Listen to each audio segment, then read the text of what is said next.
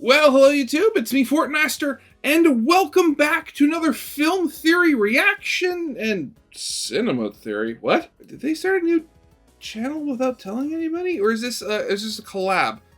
There is, Oh, cinema therapy! Yeah, I have watched these guys before. Yeah, never mind. Yeah, okay, back on track here. But yeah, today's film theory reaction is Avatar Aang is a bad dad? Which I think the answer is unequivocally yes.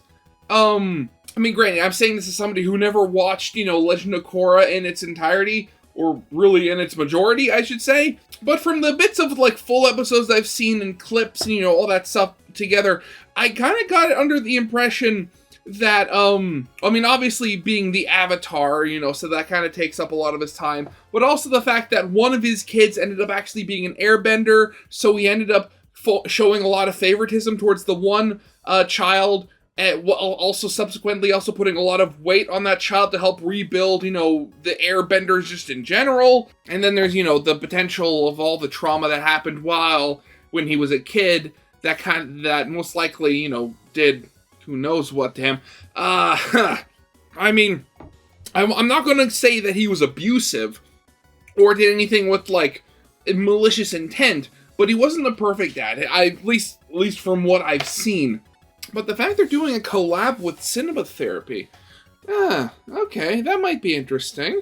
So yeah, cinema therapy, if you've never, seen that before, it's a YouTube channel where I think it's a couple of, actual, therapists. They basically, they watch and react to movies and basically, actually talk about the characters and their states of minds, all that sort of stuff. I very much love, they're very much one of those channels that whenever I look up a movie reaction, I've seen they've done a reaction to it, I tune in to watch it because I like hearing what they have to say. But yeah, again, I'm pretty sure that, Aang wasn't the best father, but very much very much kind of want to see just how good and or bad he actually was. So yeah, of course, as always, original video is linked in the description if you haven't seen it yet for some reason. Corner video linked to my game theory reaction. And if you like this video or any other video that I make, I'd very much appreciate it if you gave the video a like and subscribe to my channel, because almost 3/4 of the people that watch my channel aren't subscribed, and I'd very much like that to change, because I'm trying to see how close to 7,000 subscribers I can get before the end of the year. Yeah, with all that out of the way, let's get this thing started then, shall we? Is Avatar Aang a terrible father? Between his duties as the Avatar taking up his time, rebuilding his air nomad culture, and allegedly treating one of his children better than the others, there are a lot of people in the Avatar fandom who truly believe that Aang was a bad parent. And some go as far as to say he's abusive. But is he really? Well, today I mean, okay, again, granted, again, never actually seen the show in its entirety, but from what I have seen, I wouldn't go that far. Want to settle this debate once and for all.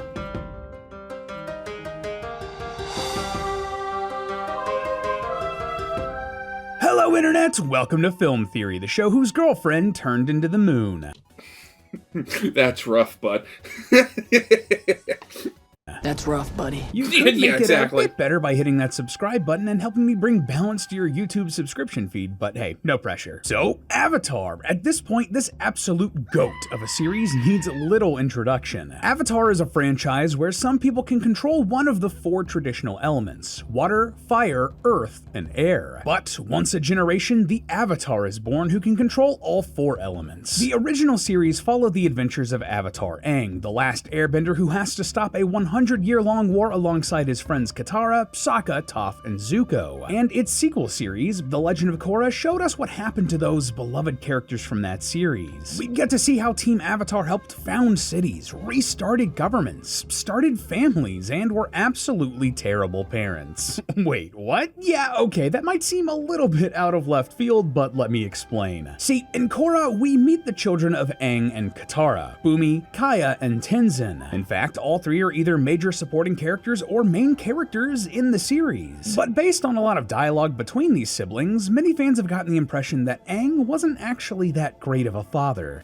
I mean, at the same time, they are siblings, and, siblings are, prone to fighting. I mean, like, there's me and my brother. I mean, I look at my mom and her sisters. Like, it's like, I mean, as long as at the end of the day you still love each other and like nothing was done out of malice, I mean, I think it would be still fine. Like, so much so that this has become one of the biggest discussions within the Avatar fandom, with tweets, Reddit threads, and whole YouTube videos dissecting the subject. Personally, I think this is a fascinating thing to dig into, one that I've wanted to do a theory on for a couple of years, but I was having a bit of trouble approaching it in a way that felt appropriate. See, while I'm a big Avatar fan and I love these sorts of discussions in the fandom, I'm not a parent, and it felt disingenuous for me to approach this without at least asking someone with that perspective. But I mean, at the same time, you are a child.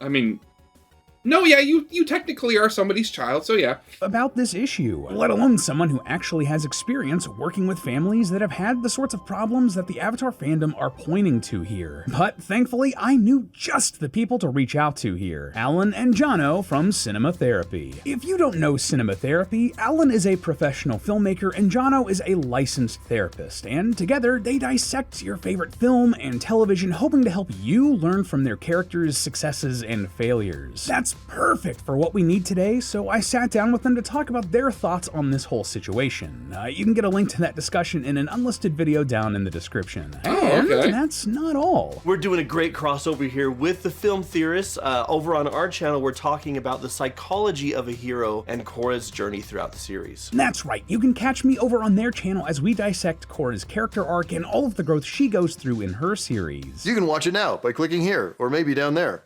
I don't know where they put things on this show. This is not our show. It's like trying to find something in someone else's kitchen. You know, like where do the links go? Where's the carrot peeler? And where It'll be in the description and linked at the end of the video, so make sure you go over and check that out. Oh, and also, this is probably why you're seeing that video in your subscription feed, even if you haven't heard of Cinema Therapy before today. Yeah, YouTube has a new collab feature that we wanted to test out. I seriously think that this could be a game changer for creators here on the platform, so let me know what you think of it. But in the meantime, today we're going to get to the bottom of this discussion and settle the debate once and for all. Was Aang a terrible father? Was he abusive? Well, let's bend the truth out of this one. So, bend the truth?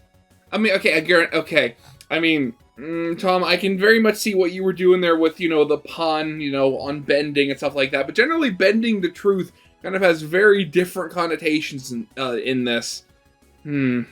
First things first, why is this such a prevalent belief amongst so much of the fan base? Well, most of the claims about Aang's parenting come from just a couple of episodes of The Legend of Korra. Season 2, episodes 3 and 4, Civil Wars parts 1 and 2. Here, Kaya and Bumi break the news to Tenzin that their childhood wasn't as perfect as he remembers. While Tenzin fondly remembers time spent with Aang and vacations that they went on, his siblings point out that Tenzin was the only person really taken on those vacations. I think your memory's a little foggy. Boomy and I weren't on those great vacations. It was always just you and Dad. Kaya and Bumi felt like Tenzin got preferential treatment, but at the same time, Tenzin points out that he felt a massive amount of pressure to carry on the legacy of the air nomads.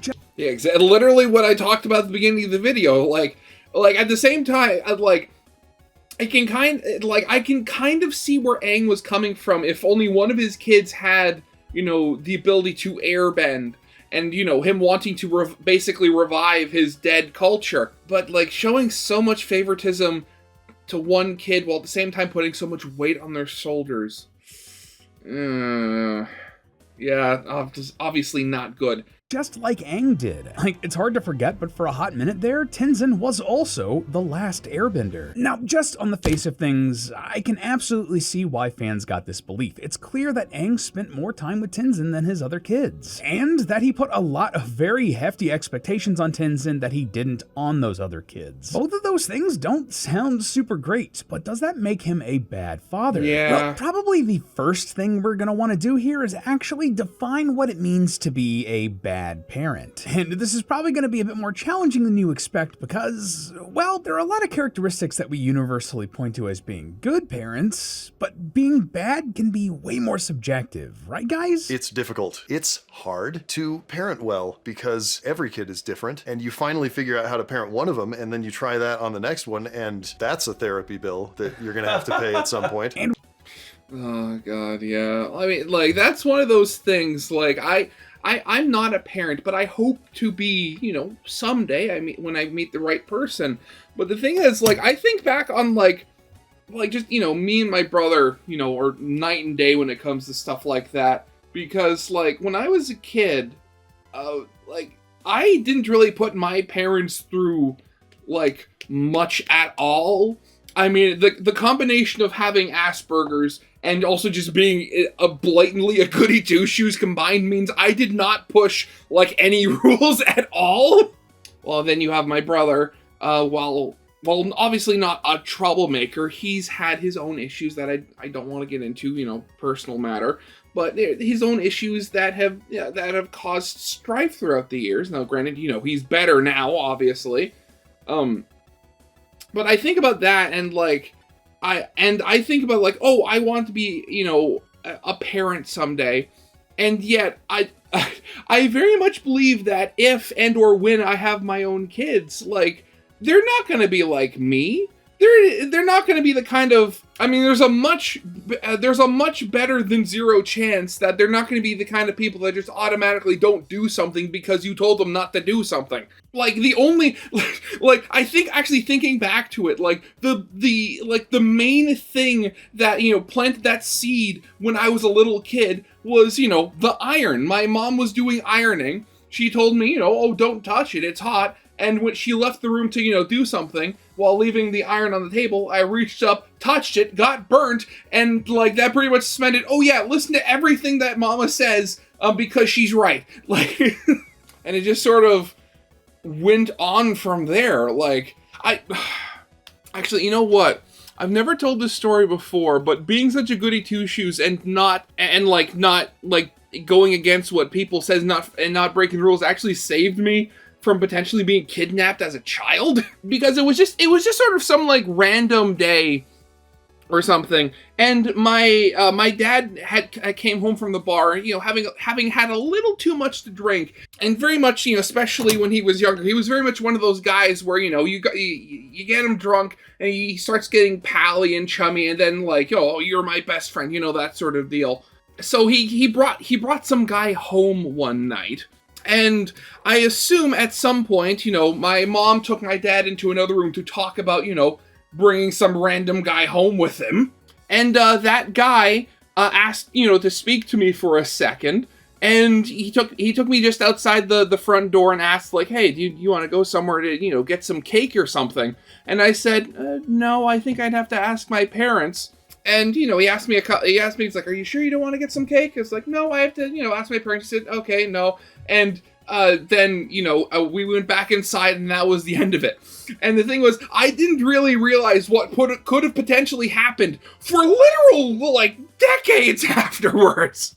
I mean, granted, I think about it now, and I'm not really traumatized by the event, because nothing bad really happened, but just thinking about it, that, like, me being such a goody two-shoes made it so that I ended up not being, a missing kid on the side of a milk carton. Like, it is still, like, absolutely phenomenal in my mind. Yeah, okay, so off from that topic and back onto the Avatar video. We don't have magical element-bending adventures we can go on to bond with our kids IRL either. So generally in our research, I found 5 big recurring toxic traits cited as bad parenting, and those 5 are being overly controlling, being physically, emotionally, and verbally abusive, being overly critical, being demanding, and being neglectful.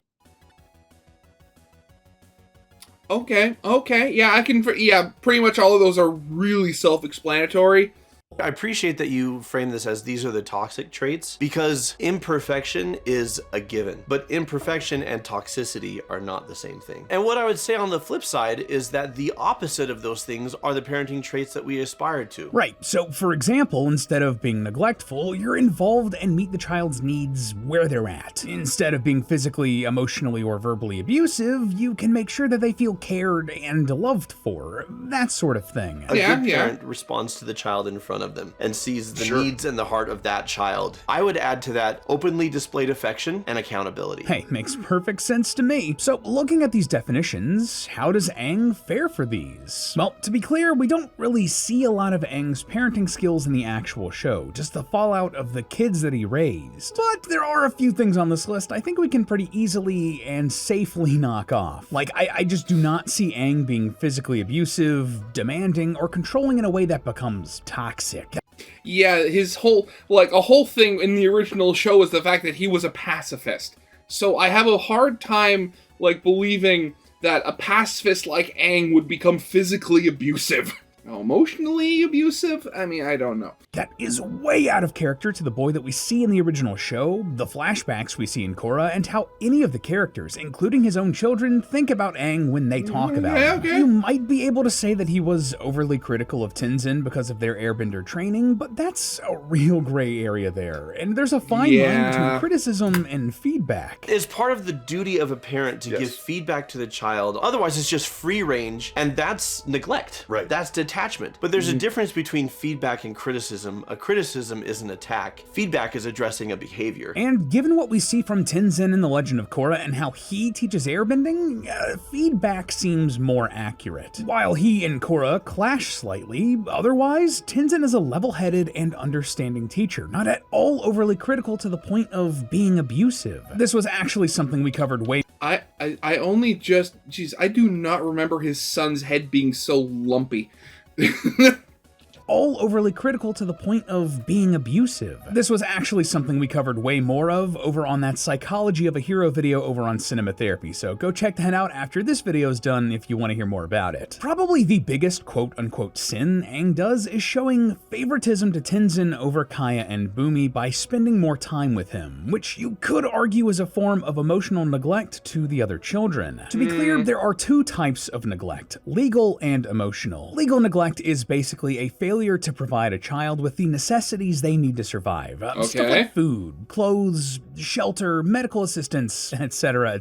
Okay, obviously, I mean, if that were me, I would have potentially called it, like, physical neglect as opposed to, you know, legal neglect, but, you know, I can very well see why it's called legal neglect, because there's a lot less gray area there. Etc. I think we can pretty safely say that Aang isn't guilty of this, and I don't think anyone's even accusing him of it either. Emotional neglect, however, is a bit more complicated. This is when a caregiver fails to provide the emotional or psychological support, validation, and attention a child needs. And that is where the crux of the argument against Aang comes from, that Aang spent more time with Tenzin because he was an airbender and supposedly neglected his parental duties with Kaya and Bumi as a result. Sadly, this sort of dynamic isn't uncommon. Roughly 65% of families display some level of favoritism to one child over others, with some researchers referring to this as parents' differential treatment or PDT, which can lead to strained sibling dynamics. Well, of course, that child is obviously the devil! No. That being said, a recent study that examined parental favoritism suggested that favoritism is natural to a degree. Like, parents are drawn to their daughters, their eldest, and children who share their temperaments and interests, which, interestingly, describes each one of Aang's children. Bumi is the eldest, Kaya is the daughter, and Tenzin had the most in common with Aang. Now, to be clear, none of this is trying to excuse Aang or any of the negative feelings these characters have towards the way he parented them. Regardless of where we land in this discussion, it is true that Aang's parenting left Tenzin feeling a ton of pressure, did somewhat fray the sibling dynamic of his children, and left Bumi feeling inferior to Tenzin, even if just a little bit. But just like with most things in life, it's more complicated than it first appears on the surface. See, while we don't have a ton of direct evidence showing Aang's parenting style and effectiveness, we can get a good idea of how it worked. So when it comes to a show like this, we have three real sources of information. There's what's in the text, which is what is literally shown to us on screen. There's what out-of-universe materials tell us, like interviews with the creators, and then there's subtext. Actually, also, could you include, I mean, like, how much, like, was any of this, like, any, like, more information talked about in the comics? Because I know there's a bunch of comics that take place in between the two shows. I mean, granted, I say that, yet most of the comics, or at least the panels I've seen, take place, like, immediately after the original show, like, of The Last Airbender. when, Aang's just a little bit older, but so, yeah, no kids yet. This is stuff we can figure out based on how characters act or talk about something that isn't directly stated. Honestly, there aren't a lot of conversations throughout the series directly saying either, man, Aang sucked as a father, or Aang was the best dad you could ask for. The closest we really get is a line from Kaya in the Turf Wars comic, where she says that Aang was, quote, nothing but supportive when she came out as gay. But outside of that, we do get a lot of subtext. For example, there's a popular saying that 80% of parenting is modeling. Basically, it's the example you set for your children and whether or not they follow that example. So the idea is that if you set a good example, you're a good parent, and your children will act like you. Now, that exact statistic, 80%, is BS, but there is some weight to this saying. For example, one study pointed out that if parents model healthy eating habits, their children are 3 times more likely to have the same eating habits. And another study found that parents who donate their money or time to charitable causes have an 80% chance to pass on those philanthropic habits to their kids. So, can we apply that same pattern from those studies to anything else? Like perhaps in the parenting styles of Aang's own children? Well, at the time of the show, only Tenzin is a parent, but we do get a lot of information about those relationships. Tenzin's a good parent. It's one of the best things about him. He meets his kids where they're at, parents each one of them a bit differently. The subtext there is, listen, he learned this somewhere, right? Exactly. If Tenzin modeled his parenting style on Aang, then that is already very solid foundations for seeing how Aang parented himself. And we know that Tenzin treats these kids very well. He doesn't appear to give any of them preferential Even his lumpy-headed kid who is currently trying to eat him. treatment. In fact, when Jinora becomes a notably young airbending master, it's actually Tenzin who's hesitant to give her that title, partially out of fairness and partially because he wants her to enjoy childhood just a little bit more. And despite feeling like he's putting his duties as a parent aside to work with the Republic City Council and to help rebuild air nomad culture, Tenzin is still a very present father, spending time with his kids and training with them. He even brings his 3 kids to help him train Korra in airbending. And taking this idea of modeling just one step further, we can look at how Tenzin, Bumi, and Kaya all turned out as people. All 3 of these kids grew up to be incredible people. That doesn't happen in a vacuum. You don't have one good parent, Katara, and one absolute dog crap parent in Aang, and all 3 kids grow up pretty well adjusted and heroic and self-sacrificing and just good people. That only happens if both parents, at least to an extent, are doing the right things. 100% correct. God, now I'm trying to think, because, what did the 3 of them do? Because, again, I know, one was the one of the last airbenders again. What was Bumi? He wasn't an inventor. He was was he on the council? Was he a lawman? What did he do? I'm completely forgetting now. And in fact, we can take it even beyond that. A factor that should be considered here is that Aang wasn't parenting these children alone. Yeah, the fact that Katara was also present in these kids' lives is something that I often see left out of these conversations. Though it's not one size fits all, and this isn't the case in every family, in many family units, including this one we see in the Avatar series, parenting is something done in partnership. It's a couple working together to raise their kids, while also filling in for the weaknesses of their partner in parenting when and where they can. I don't think it's a controversial statement to say that Katara was probably a pretty great mom. She was always very nurturing and loving to everyone around her, let alone her family and the people that she cared about. She almost certainly picked up some of the slack when Aang was dealing with his duties as the Avatar. And I mean, Katara is a strong, opinionated character. When very much so, yes. She isn't gonna let it stand. I will never, ever turn my back on people who need me. Don't you think that standard would extend into her family life too? She's not gonna stay with Aang if he's not living up to the standard, right? Yeah, and granted, from everything that happened in the original series, he himself set that standard very high. So if he started not meeting his own standards, I think she would be, at the very least, one of the first people to start to tell him.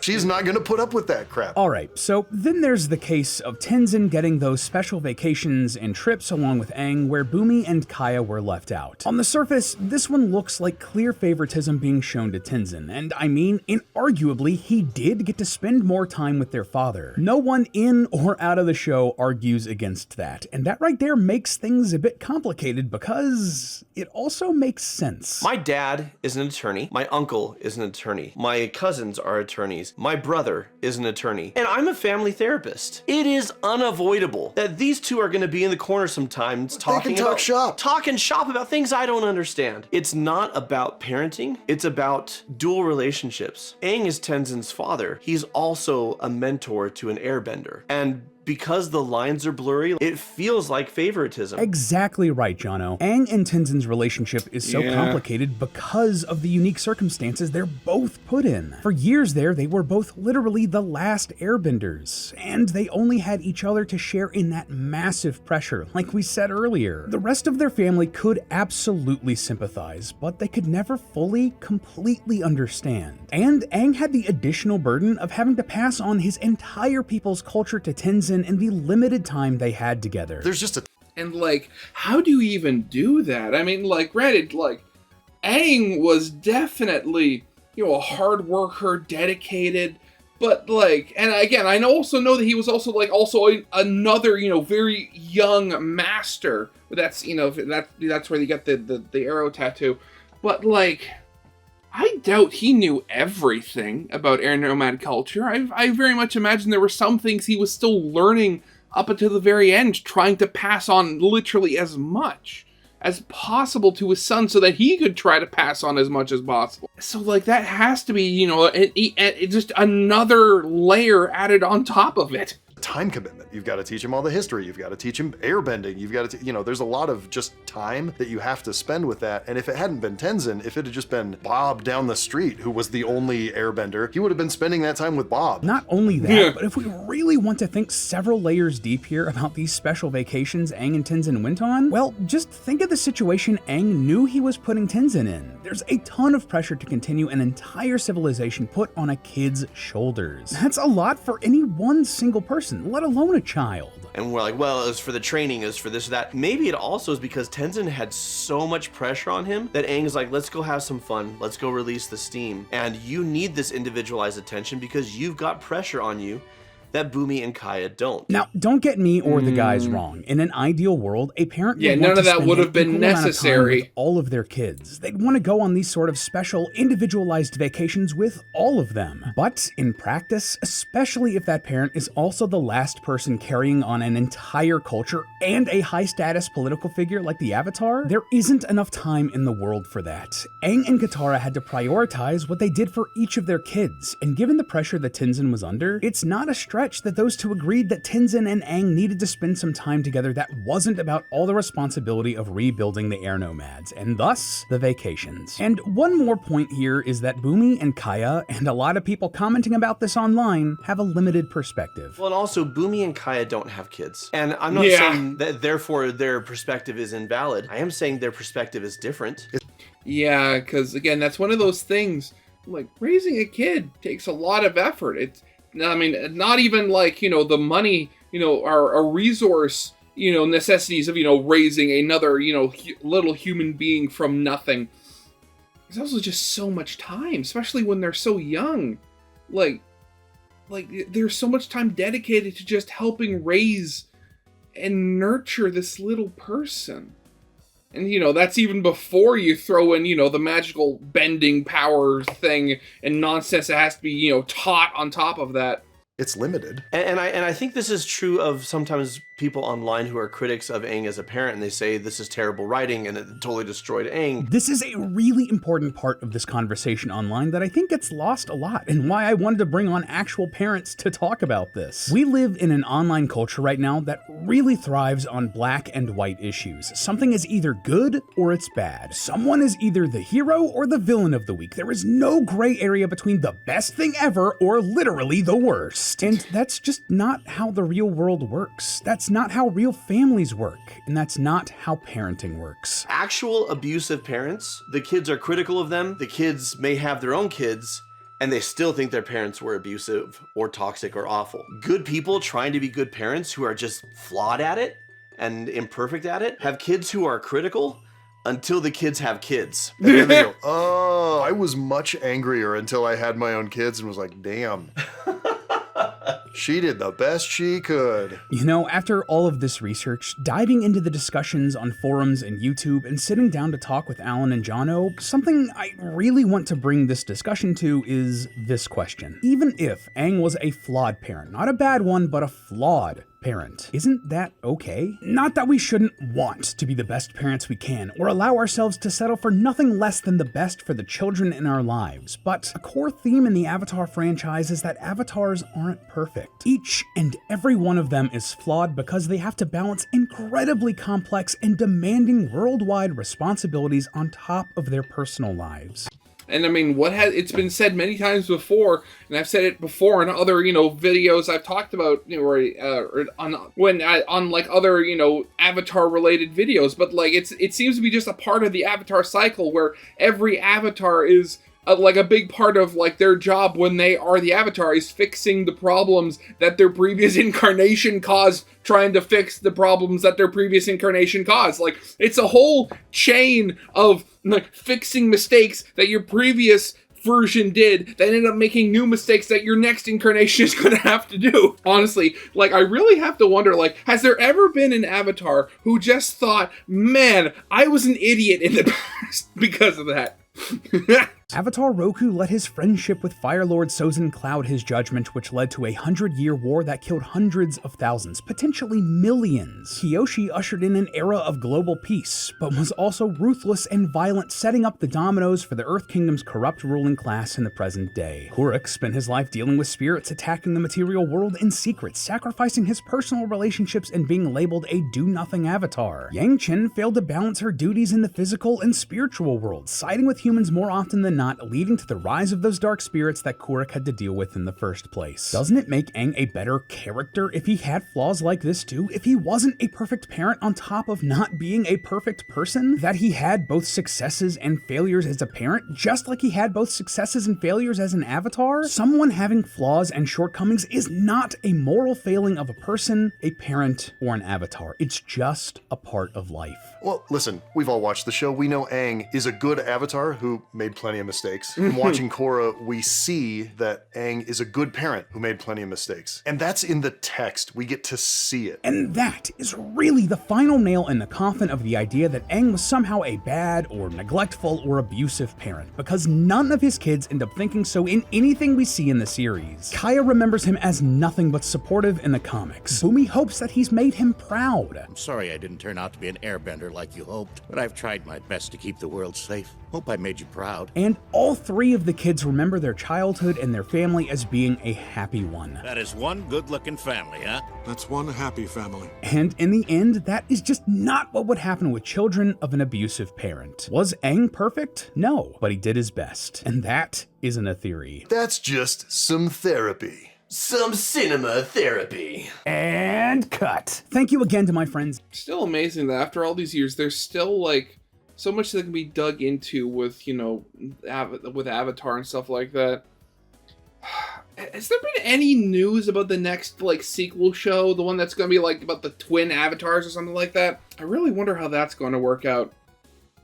But yeah, that's definitely going to be it for now. So yeah, I hope you guys liked. If you did, leave a like, subscribe if you have not, and I'll see you guys next time.